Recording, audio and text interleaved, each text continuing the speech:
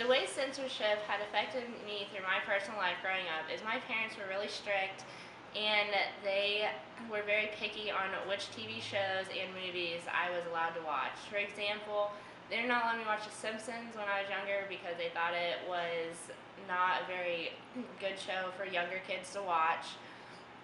And also with the show SpongeBob, when it first came out, my mom was not very happy about it, and so we weren't allowed to watch it until we were older.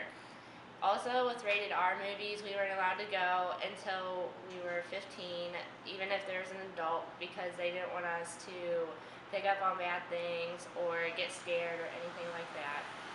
So censorship has had a pretty big part in my life, kind of growing up, and how I was raised.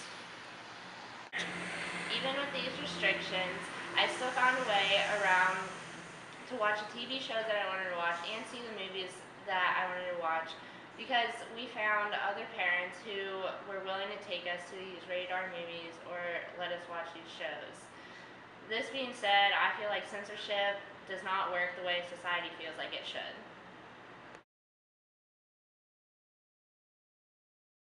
When I was in the fourth grade, I went to a friend's house and played a game called Grand Theft Auto.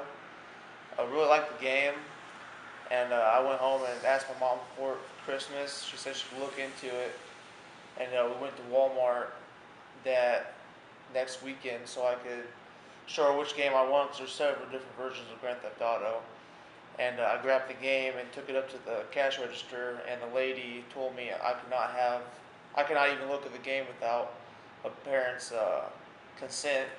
So after the cash register told my mom that, she freaked out and said, "There's no way that I'm going to be able to buy a game. I'm going to be able to have a game with that strict of restrictions on it." So she didn't give me the game for Christmas. Yep. Even though my mom didn't give me the game, I still went over to my friends all the time and played the game, and I ended up having my buddy buy a copy for me, and I kept it at my house.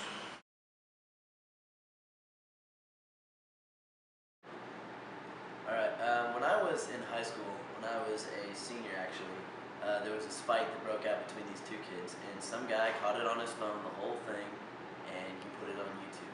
And of course, the principal, the dean of students, all the administrative people at the school were all like, "Oh, you can't do this," and so a couple days later, they're like, "Look, you've got to move that off of YouTube. You can't have that on YouTube, or you'll be expelled." And the kid took it off.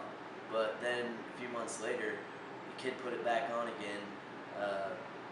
Through a different name and different tags and stuff like that, and he put it on different stuff. I don't know all the what kind of internet sites they were, but he put them on other sites as well as YouTube. So that weren't quite as well known at the time, and so the administrators didn't even check that, and they weren't checking for the other tags and other names that he was putting this particular fight under. But it's still out there on YouTube and still out there on these other sites today. Just kind of goes to show that if one fails, the next one's going to come up. They're just going to use the next one they got.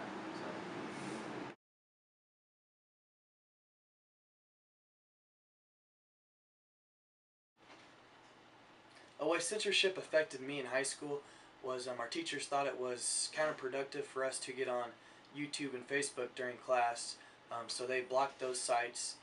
However, one of my friends was able to hack through the high school computer system, and we were still able to view those sites. However, later on that was blocked also, but we were able to get it on our smartphones. So in that sense, censorship failed and did not affect me one bit.